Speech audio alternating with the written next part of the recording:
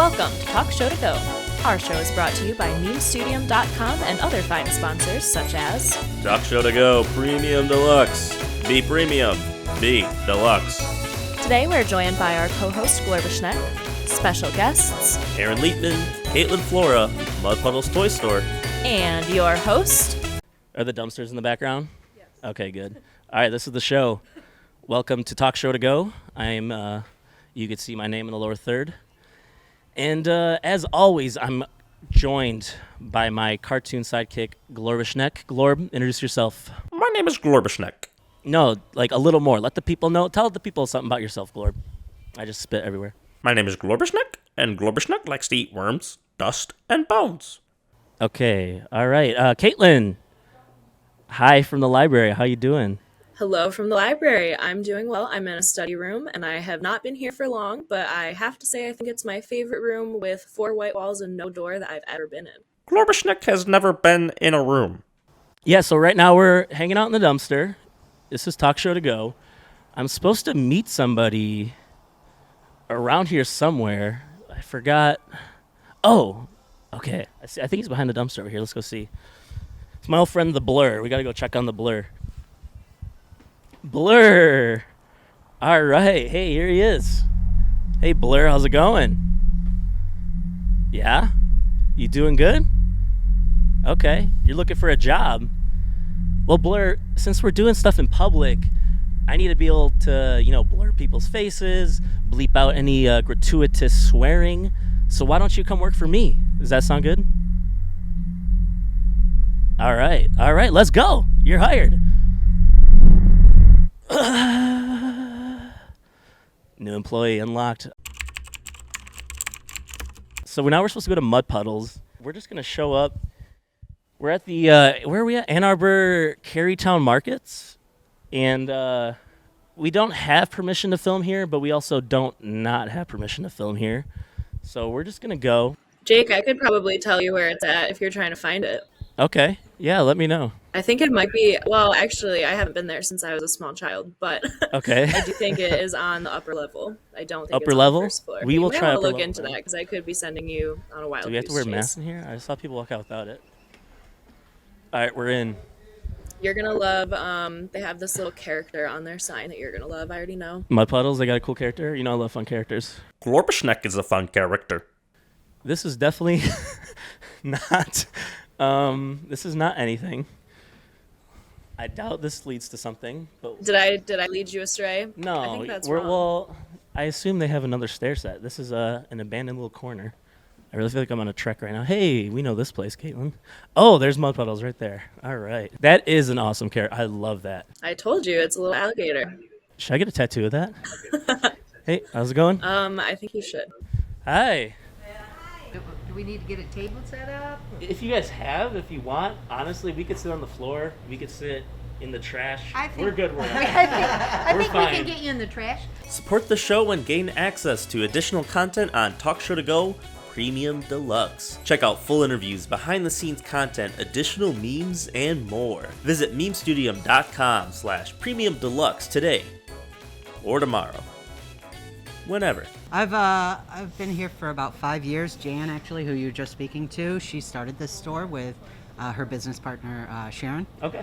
Who retired about 5 years ago. Oh, cool. So, Awesome. Yeah. So how long has Mudpuddles been in the Carytown Markets? I want to say since 1994. Oh, okay. Yeah, so Long time. good while. Awesome. Yeah, I love toys. Yes. I need to see everything you guys got. We actually set up our toy store instead of by brand, by category. Okay. And so downstairs it's a little bit different than the upstairs, but on the wall we usually have Lego building items.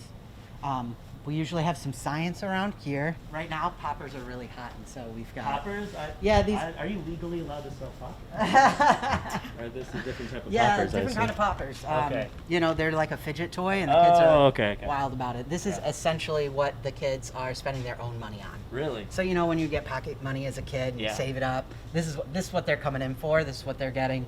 Are they big on TikTok? In this area, this is very specific for us. This is our baby and toddler area. The reason that we keep it downstairs is because people who have babies and toddlers, they've generally got strollers. Right. And unlike most stores, we've got stairs. Oh, I would wear that for sure if they would fit me. This might actually look good on you. Those. Is that Gucci, Fendi, or Prada? And then baby toys. Baby toys tend to be like pretty simple because they're just learning. Okay. And so things that they can safely chew on, gentle rattles, and items like that have textures are really great.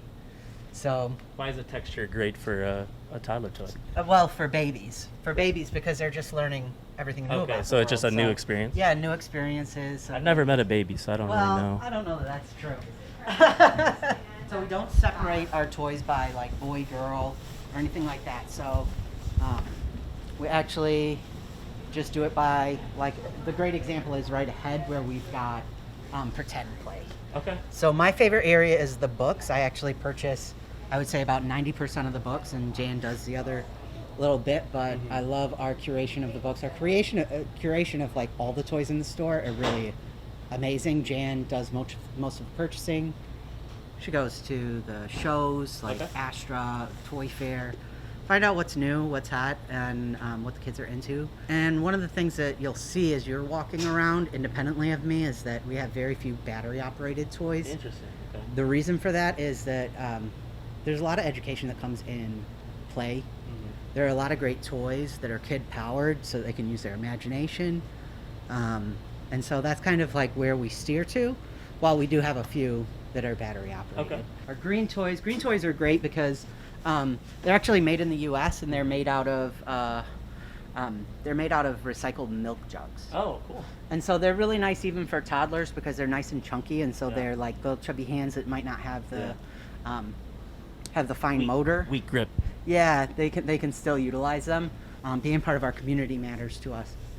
You know, our customers that come in, like, we want to be able to have those relationships with them, and not have there be any sort of pressure to buy. We want to be an area where your kids can come in and they can touch things and they can play. They have fun. While Yeah, they can have fun. And so especially on the weekends, we'll see like families come and the parents will, have a coffee, they'll have a chat, and the kids will be playing. And that fills us up. That fills us right up, Love that. So That's awesome. yeah. So we've also got our games area, and we've actually just recently got into some of the older games. Okay. But really, it's really important to us that we are considered a toy store. Yeah. Our main audience is for 12 and under. And so we have some products that are going to go into your teens that some adults would like. But like really our love and our curation goes into that 12 and under. That's Ask really if they nice have for Eat the Blip Blop. introductory board games. My sidekick Glorbanexk is asking if you have Eat the Blip Blap.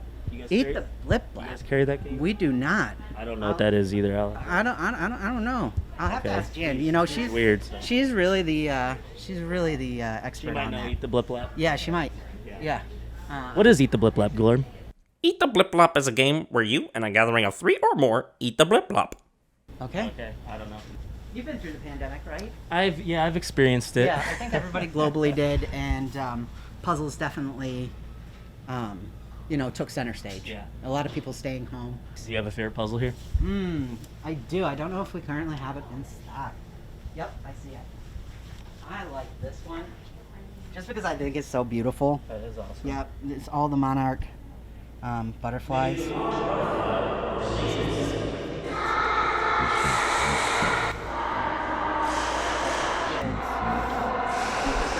This is one of my favorite brands, Jekko, and this is great. It turns into like an animal parade. Big pieces, nice floor puzzle, 36 pieces for 4 to 6 years old, and it's just beautiful.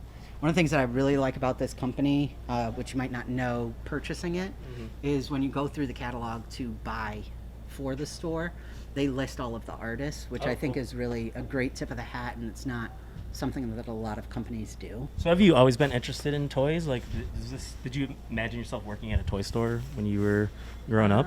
I don't know that I necessarily imagine myself in a toy store, but I was really attracted to Mudpuddles because it ticked off a lot of boxes for me. I love kids.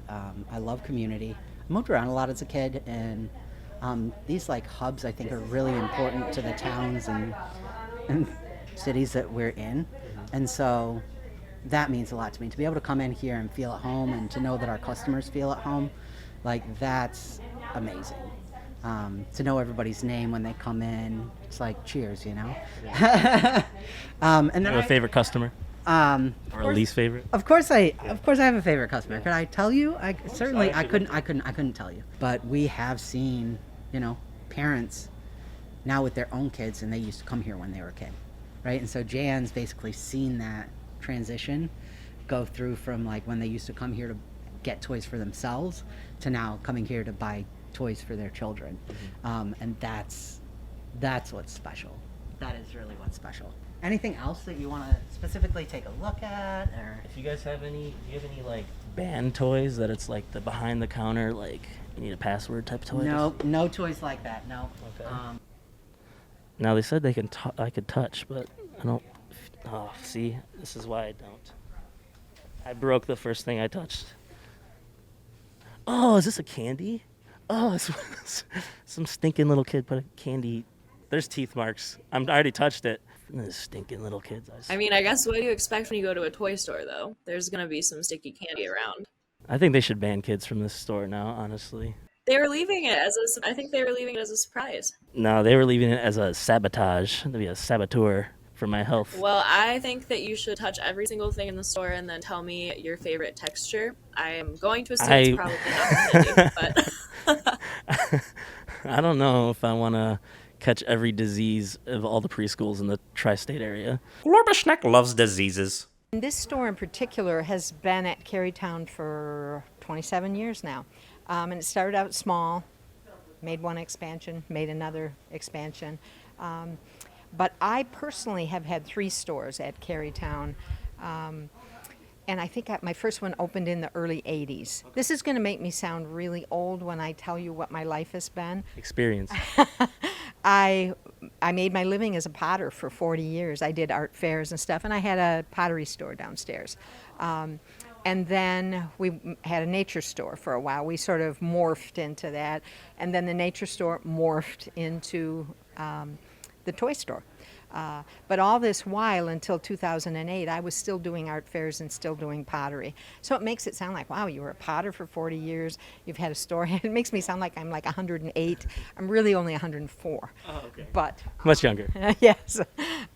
Anyway, this store, yes, it started out small, and it was just so much fun. It really is fun. I would say that we probably work harder than anybody down here, except for maybe all the food places downstairs. They work like crazy, and those guys get here at 4 o'clock in the morning. But especially during the holidays, we will often get 70 boxes delivered to the hall, and we have to do something with them. And we don't have a lot of storage, so it's just a matter of getting everybody on board, getting in here, get them open, get them priced, get them on the shelves. So you've been here, you said, one of the longest of any of I am the longest running tenant, just me personally, even though it's been with different stores. Yeah. I think it was, I can't really know the exact date. I think it might have been 82 that I opened my first store downstairs, and that was a pottery store and gallery. So how long has Carytown been here? I'm not exactly sure. I think in Like the markets? different phases. Okay. Yeah. It might have started out as one building, then a second building, because the complex is actually 3 separate buildings. But once you're inside, you never have to go out again. We're linked together by bridges and whatnot. So it's just really easy once you get in to get around. You can get lost in the same way you can at the hospital. We know Yes. we knew that. Yes, but once you get the layout, it's really not hard. And Carytown is just probably the most popular shopping area in Ann Arbor. What is your favorite toy in the store? What is my favorite toy in the store? Wow. Or type of toy? Type of toy. I was a tomboy. We played outside. We grew up in the country. I like boy toys. The guns. That's where I'm at. I like rockets that launch. Okay. These are water-powered rockets, and you pump them up with air, and they blast off into the air. I think those are really great fun. I also really love arts and crafts because, I'm an artist of sorts. And probably there's one little cube downstairs. It's a little manipulative cube. It's called Shishibo Cube. I love that. And then me, yeah, so I tend to go with like toys that are meant for like warriors and battlers, people who are fans of combat. So I like all the weaponry. That's where I love. You're that right age guy. Yeah, no, I love this store. This is so fun. love it I wish I came here when I was a kid. Yep, we love it too. Well, sounds like you're kind of still a kid. Yeah, that's true. I think we all are. Yeah, we're doing this whole thing. We appreciate you guys having us here and look forward to We're doing the excited interview. to see Yes, what's yeah, gonna happen today. awesome. I want to see some Lego art. I don't know what's going to happen, so we'll figure it out. Alrighty, great. Yeah, Thanks, Jake. Thanks. Support the show and gain access to additional content on Talk Show To Go Premium Deluxe. Check out full interviews, behind-the-scenes content, additional memes, and more. Visit memestudium.com/premium deluxe today or tomorrow. Whenever. Now offering the new bucket of slop from Smoogies. The new bucket is filled with all the slop you know and love, but now includes more lashes, reams, and snatch yours today. Smoogies, where food meets mouth. I am here with Dr. Aaron Liepman. Is that correct? That's right. All right. So we are at Mudpuddles Toy Store. We already talked to the fine people here, and we are going to build some Legos. We're going to talk and have some fun. So you build any Legos this morning, or is it a daily thing for you? I Or would is say it it's a- daily. It's some days if I've got some time. Okay. Yeah, so I often build in the evening. So how did you get into Legos? Yeah, so that's a good question. I was so I had a big bucket of Legos when I was a kid. Yeah. Back then we didn't have like all the fancy sets, so I was a kid like in the 80s. Yeah. And so we had like a lot of bricks. I think we got like a bucket of them at a flea market. Okay. And my brother and I would just kind of pour them out on the floor and build houses mostly. Kind of boring stuff. And Yeah. then fast forward many years, and I have 2 kids of my own, and they started getting Lego sets and getting into it, and so I started building with them again. Yeah. And as many adults do. Yeah. So it's kind of was revisiting a childhood fun with my kids, and we ended up in Chicago on a vacation one time. We went to the Lego store, went inside and admired the many sets, and went outside afterwards, and on the wall outside of the Lego store is a giant mosaic of the cityscape of Chicago. So it's maybe 20 or 30 feet long and just, floor to ceiling. And I was pretty amazed by it. I had never seen anything like it.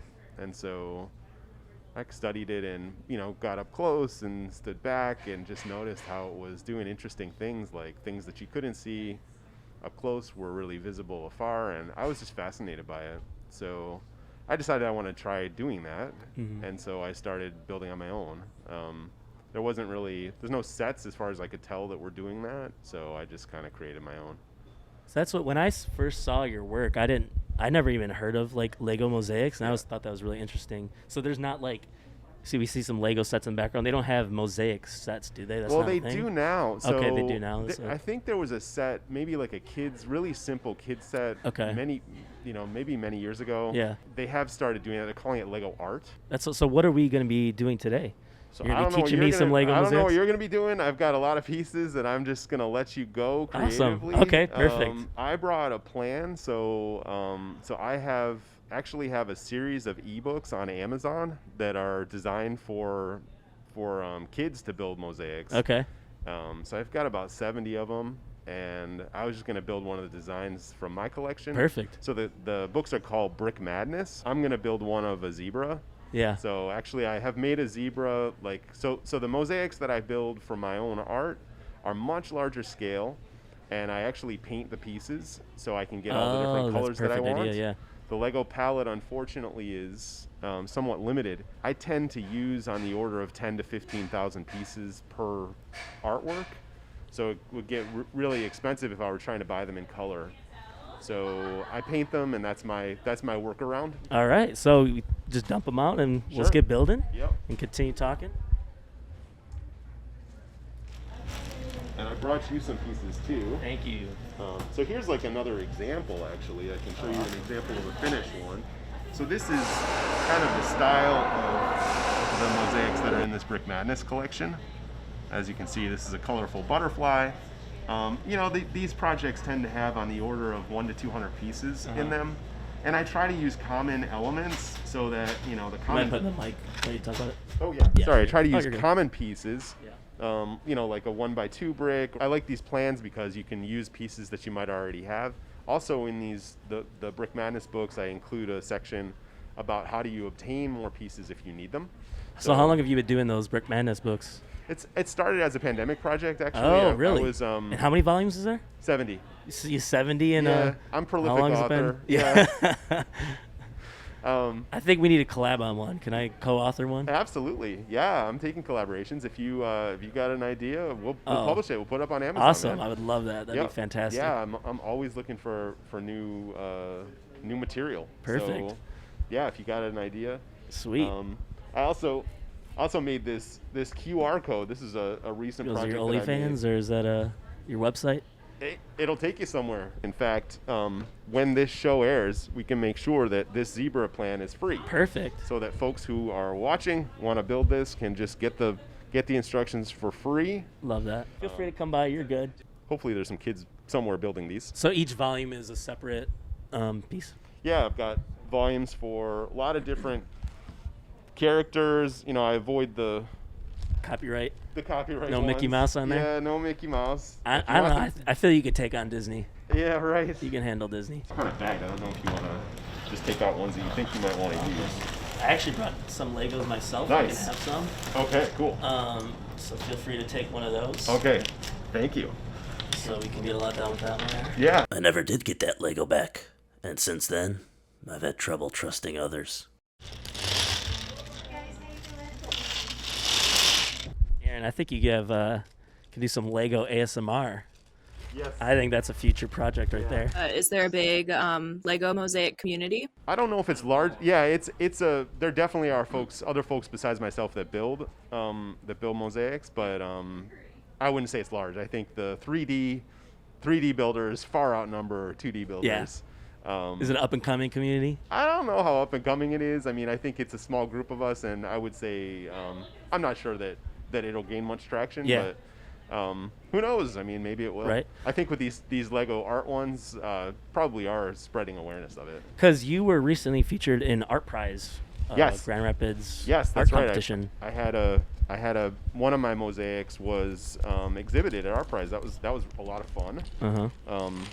So I don't know if you've ever been to Art Prize before, but I have one time a few years ago. yeah. So this is my first time attending and also my first time exhibiting. So brought the family over there, and there was just so much to see and do in Grand Rapids. So I want to do it again. Yeah. For sure. So what is that process like? How do you submit to Art Prize? How do you get accepted? Yeah, so our prize is it's sort of a matching process where so it begins with an artwork. Okay. And so I had created an artwork. This one was a mosaic, a large mosaic of Martin Luther King Jr. I've seen it. It looks amazing online. Yeah, In person. It's Thank crazy. you. So it's this mosaic had about 15,000 pieces, or has about 15,000 pieces, and it's about Hi. hey, it's about, I think, 60 inches by 45. So it's Oh wow. it's a mammoth. Yeah. It's the biggest piece I've ever made. So I had created that, and I thought this might be good to enter into Art Prize. A few people who had seen it had mentioned that they thought it would be cool to put it in there. And so what you do is you register as an artist, and then you register as an artist, you submit your artwork, and then there's a matching process where the people who are hosting artists, or venues that are hosting artists, will look through the artworks that have been submitted and determine, which ones they're interested in. And you can also approach venues directly. And so the artists can contact the venues, and the venues can contact the artists.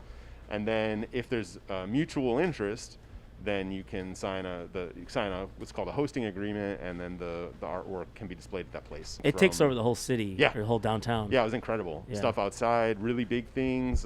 This guy was carving tiny little sculptures out of mother of pearl. I mean, so ranging from itsy bitsy to giant. Because I'm always fascinated with I'm really into like action figures, and then toys is art. I know you're using toys to make art. Yes. But I'm just always fascinated with the concept of that. Yeah. And I think it's something that is starting to get more popular. Yeah, I think as we get older, we keep some of our interests, but then they morph, right? Yeah. So that's kind of where this was born for me. Just an innocent visit to the Lego store, and here I am now with giant mosaics and 70 ebooks. Exactly. So is there any strategies I should know going into making a mosaic? Yes. Because I actually I was not a Lego kid. Okay. I was a video game kid. Yeah. So I don't know even what to do really. I would say those two pieces. That's all I had.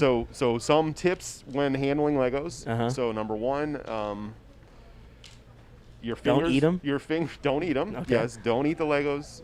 Your fingers will eventually probably be in pain. Okay. So that may be self-limiting in terms of how far you can go in a day. Okay. You don't want to step on them either. You don't. I have heard that. Yeah, those are the main things, and then main just warnings. have fun with it. Okay. Like there's a lot of awesome creativity. I mean, I think one of the cool things about the whole mosaic thing is that things appear. Yeah. It's our brains that do interesting things with the patterns, and when your brain starts to make it look like something that it isn't, that's when it's really cool. Like there's a certain sort of a critical distance where you stand back, and then all of a sudden things gel, and that's because of our brains. Yeah. Not because of what we're seeing, our geometric elements. What we're perceiving is smooth, and I think that's just sublime. I think it's really cool. I hope I get some visions here. Yeah, but it's a little hard on the small scale to achieve that. So Yeah. I mean, it's good to start small and Aaron, then kind I of got work from this. there. So let's see. Glorb, do you have any ideas what I should build here? You should build a. I can't do that, Glorb. There's kids around here, Glorb. You freak. Fine. I'll build it. Okay.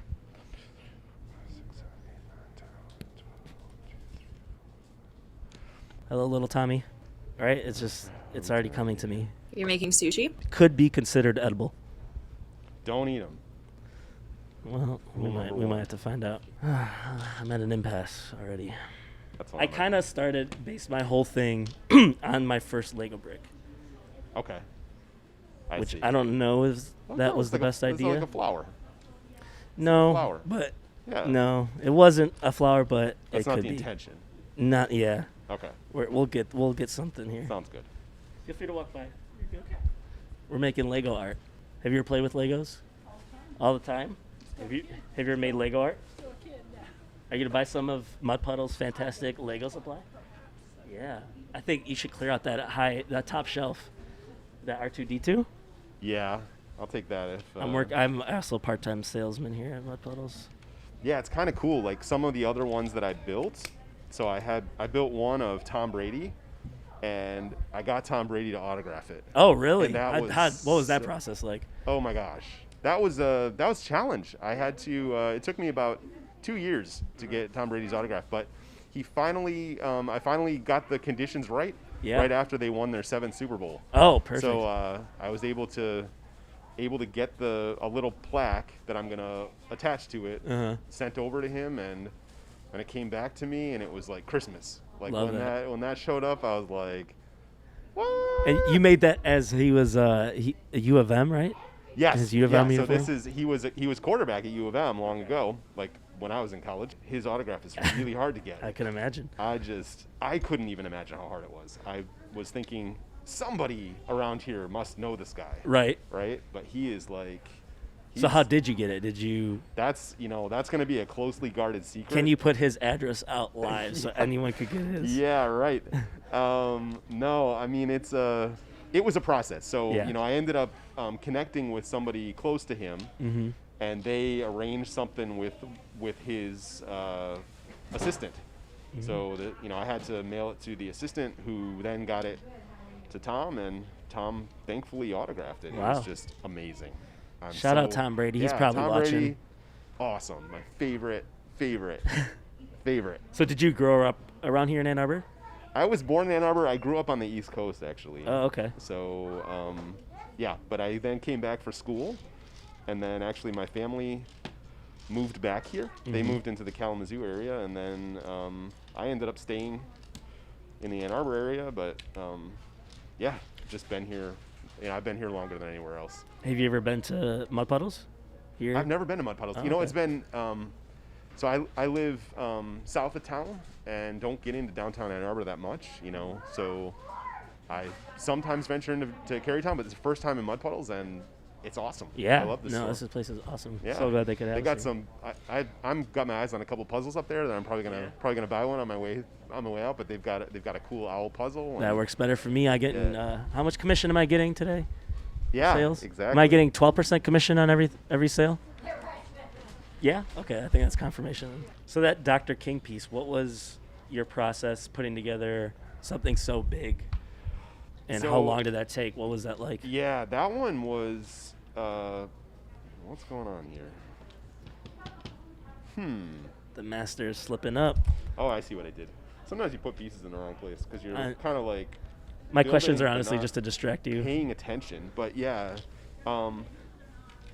so there was a lot of discussion around social justice, and there has been in the past couple years, and especially in the wake of George Floyd. And I was just kind of thinking about what are ways that a person can get involved. And I thought that making an artwork to a luminary, a tribute to MLK would be a way that I could do this, and the intention there being to bring more awareness about civil rights and to learn at the same time. And so while I was building that one, I listened to sermons, all kinds of things, stories about him and other things, so I could become more knowledroom about Dr. King's While Dr. you were King's work. physically building it? While I was building it, so I had Yeah. my headphones on. I always sit in the basement. I've got a workroom down there where I just do all my building, and so I had my headphones on. I'm listening to these sermons, and it was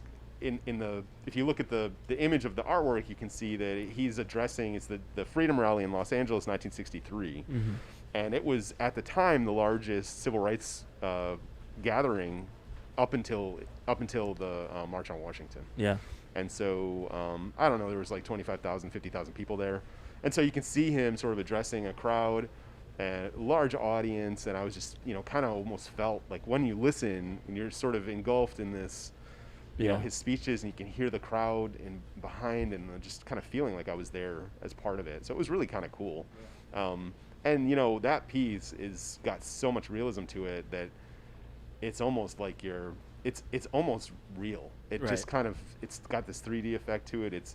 For me, it's an amazing piece. So I was really happy to get it so other people could see it in Grand Rapids for Art Prize, and it's I haven't decided where it's gonna go permanently. It may we'll see. It's going to be in a place called Family Health Center in Kalamazoo. Okay. So they've got a health clinic there, and I think it's going to go up in one of the rooms there, so a lot of people in the community can see it. And then who knows? I mean, if there are other opportunities for it to be displayed where people can see it, I'm really just. Totally I mean, I've seen it. We'll throw a photo on, and yeah, seeing just photographs of it, it looks like a photo. Yeah, it does look like a photo. It's unbelievable. That's made of Legos. Like, Yeah, it's hard to even fathom that. That's the sort of the smoothing that our brain does. Yeah. That's so cool about it, because if you get close, while I was building it, there are aspects of that picture that were not obvious to me at all as I was building it. Like there's a reflection of the sort of the shine of his scalp through his hair that you can see. Really? If you step away from Yeah. it. And it's like, when I was building that, I had no idea that when I stepped away from it, it was going to be a reflection of his scalp. So and that's the kind of detail. How do you get that in Lego? It just blows my mind. That's what I want to know. So when you're putting together something like that, is it like section by section? Or are you just doing all at once? Yeah, it's section by do you section. have a photo in front of you? Like, do you map it out beforehand? Yeah. What is that? So I map it because I know that I've got to have the right pieces and the right color and the right number, the right sizes. Yeah. So I spend a lot of time doing prep. Okay. That involves not only just, I have to find an image that's going to render properly when you take it from tens of thousands of colors. In this case, this was a black and white picture, so maybe 10,000 shades of gray down to many, many fewer without the whole image just kind of falling apart. And does that make it easier or harder, it being black and white? Black and white was new. That was the first one that I built in black really? and white. So I actually had built a zebra, but I didn't use black and white for that one. Yeah. And so this is my first one in black and white, and I actually had to. So I mixed the paints myself. Yeah. So that I can get all the colors that the colors and the shades that I want. Mm-hmm. In that case, I determined that I needed 24 different. So from whitest white to blackest black, I needed 24 grades. Wow. And so 24 grades, I figured, so the scientist in me said, okay, if you got 24 shades, what you do is you start with all black. So you're mixing between black, gray, and white. Mm-hmm. So the gray would be the middle gray. The white would be the whitest white. The black would be the blackest black. So if I figured, okay, if I want to make 24 shades, I would use 24 parts of black for the darkest black. I would use 23 parts of black and maybe 1 part of gray or 1 part of white, so it gets a little bit lighter. Yeah. And then 22 and 21 and 20, and that didn't work at all. No. So I thought, okay, that's a logical way to do it, and it totally failed. Uh-huh. And so I ended up spending probably 2 months just making mixtures of paint so that I could So this is not even making the bricks. It was just mixing the paint. Was 2 months. 2 months of Oh my mixing God. paints and doing small samples Yeah. so that I could find in every case what I desired was a gray shade that was noticeably lighter than the Yeah. one to the right of it and noticeably darker than the one to the left of it. Okay. And that's much more difficult than I anticipated to achieve. So in some cases it's the difference between 2 shades is literally a few drops. Wow. And so you have to be it's very exacting. Yeah. And that's something that I'm, because I'm used to doing lab work and that sort of stuff, I'm just familiar with that. Yeah. But it's a place where the scientist in me also can approach some of these technical problems in a way that makes them solvable. And so how long did the putting it together physically? Yeah, so once I have the pieces, so That really took 2 months. That's the prep work. unbelievable. So I mean, because I had to develop a whole new palette. Yeah. So that was something that I had been using craft paints. Mm-hmm. So I would go to Joann and I would just like ransack their craft paint department of like the little 3 ounce bottles, 4 ounce bottles. That started putting some pressure on my marriage. So I was I was asking my wife, is this the right green? Is this blue green or is this green blue? And she would help me, but then eventually I could tell she just didn't like doing that anymore. And I was getting to the place I had made one for my niece of a succulent plant, and I needed about 10 shades of green. Yeah.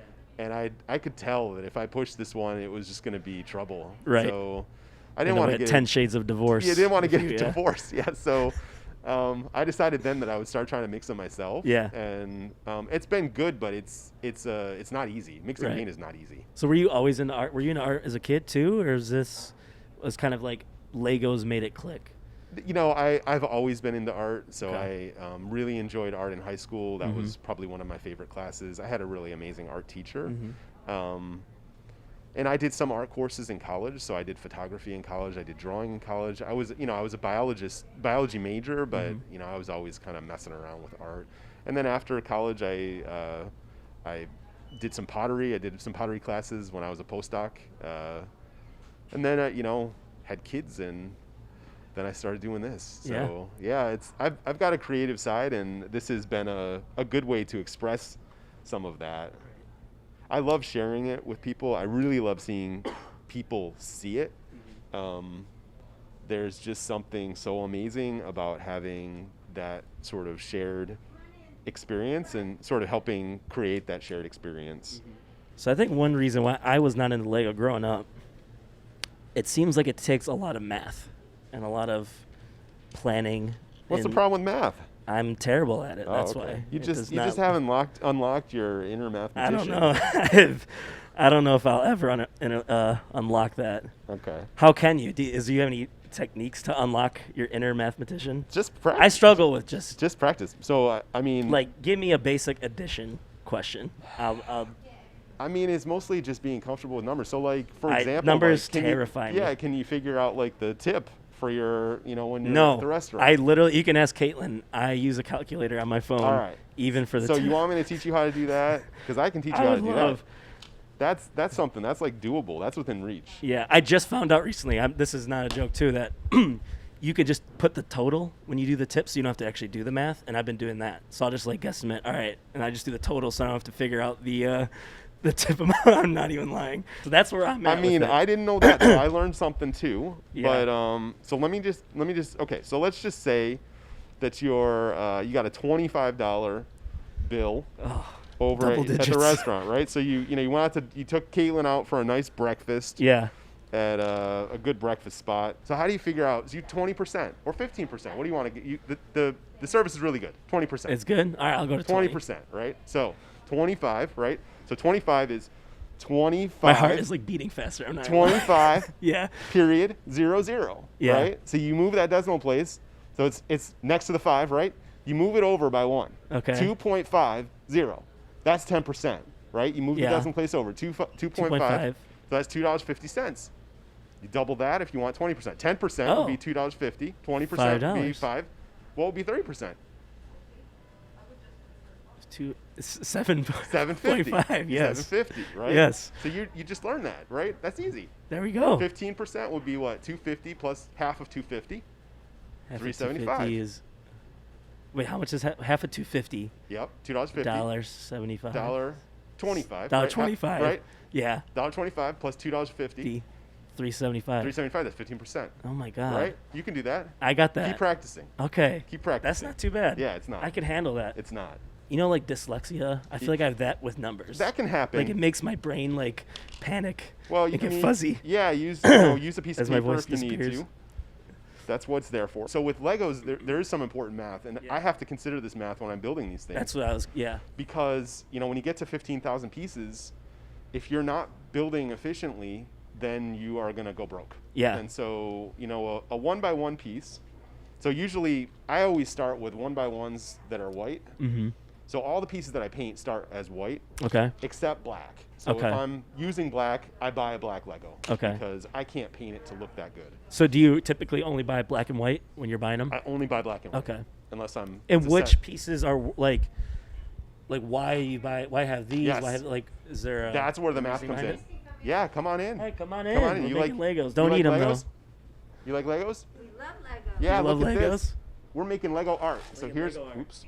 Max, come get in this. Max. Can you see what that is? This is called a mosaic. You can build a mosaic using Legos. Did you know that? No. What kind of stuff do you like to build with Legos? I like to build Star Wars Legos. Star Wars, yes. That's awesome. Yeah, that's pretty much it. Pretty much it. So you could build an R2-D2 mosaic like this. Do you like R2-D2? Yeah? Yeah? Well, I can give you some plans for it if you want. Would you like that? Yeah. Like the plans, and then they would show us how to do it. Have you heard the Brick Madness series on Amazon? I will send you an R2-D2 plan, and if you build it, that would be so fantastic. That would be so cool. What do you say, Max? Thank you. Yeah, you're welcome. Very cool. And Isabel builds. Hi, Isabel. too. Hey, cool. What do you like to build? I like building unicorn Legos. You like building what? Unicorn Legos. Okay, so I actually have a unicorn plan, and if you also say unicorn, so if you say R2-D2 and unicorn, I'll send you both. Would that be okay? Because I love unicorns too. In fact, I built a really big unicorn mosaic. If you want to see it, go on my website. You can see a unicorn that I made. That lives up at Camp Michigania. You know Camp Michigania? Camp Michigania is a cool place, and Do you this see the unicorn? I do see that. She's- yeah. I'm Unicorn wish drip. that I had that mask right now. Yeah. Yes. We are unicorn freaks. Yeah, unicorn. So unicorns are real. Just FYI. Are Yes. they real? They have some fantastic Yep, unicorn there's some merchandise unicorns here. up there. There's some unicorns over there. Yep. I get a 12% commission on anything you buy, so buy as much as you would like. Started to say about the Lego math, and so like I usually start with white pieces. Yeah. And the white 1x1 usually costs me between 3 and 4 cents. Okay. So if I was to build a whole one of these, so this is 32 by 32, so that's what? 30 times 32 would be 940. 30 times 32. Asking the wrong 30 guy. times 32. If I used a 1x1 for each one of these pixels, and it each cost me, let's say 3 cents, that would be like what? So 33. So 1,000 times 3. So 3,000. 3,000 cents. So like 3,000 cents is $30. Yeah. Right. Wow. So $30 worth of 1x1s here. And so, but the 1x1 actually is the same price as the 1x2. Mm-hmm. So if I can use a 1x2 instead of a 1x1, instead of 2 1x1s, You're saving. I'm saving 50%. Okay. And the 2x2 is the same price as the 1x2. So if I can use a 2x2 instead of 4 1x1s, I'm now saving 12 versus 3. Yeah. So now I'm saving 75%. And these ones are a little bit more expensive. These ones are maybe 10 cents. Okay. But still, if I'm using 3 times 8, that's 24. So I'm saving still half. So I want to use the biggest pieces that I can in general. Right.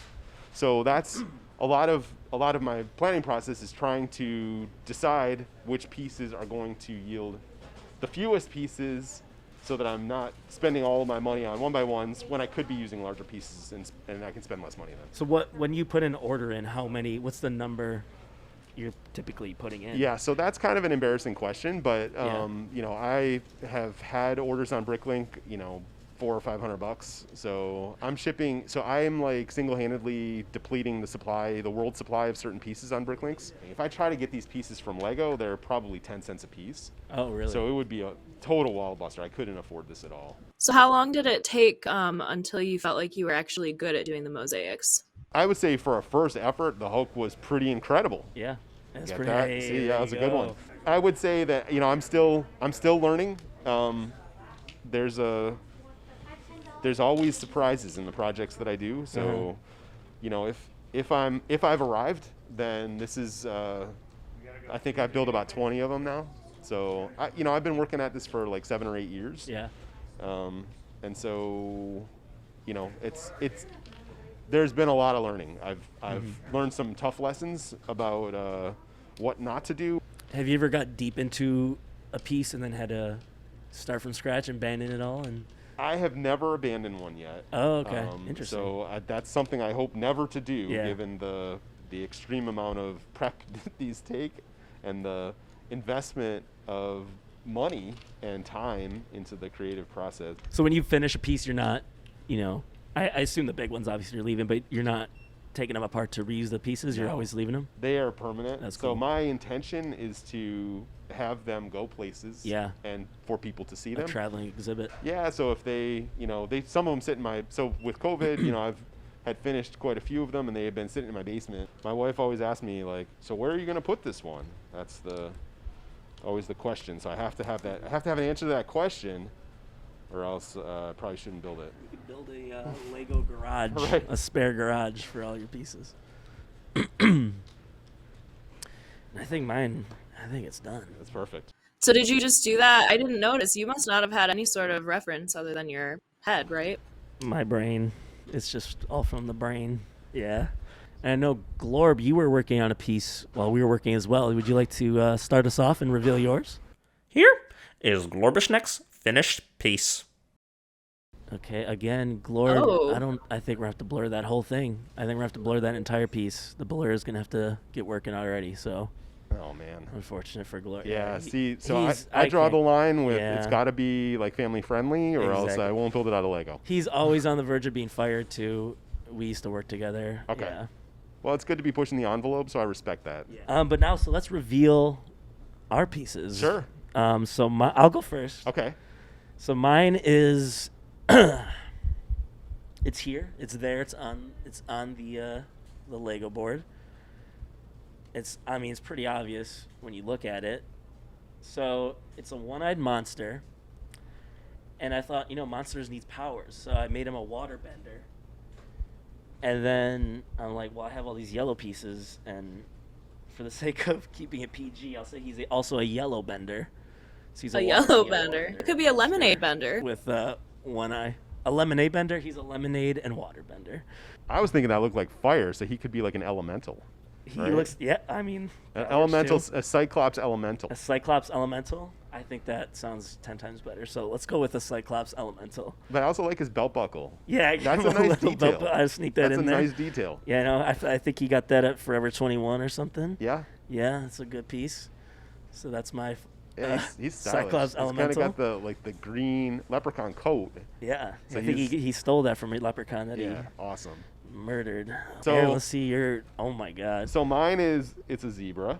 Yep. Uh-huh. It's pretty close to the picture. I had a little snafu in there somewhere, but That looks awesome. He resembles a zebra. Just I have one noticed there. you did not use my red piece, and I did not use I'm your red piece. lightly We offended. can put it over here. It's an. Oh, there we go. There. Oh, Now it's see? got the red Look at piece.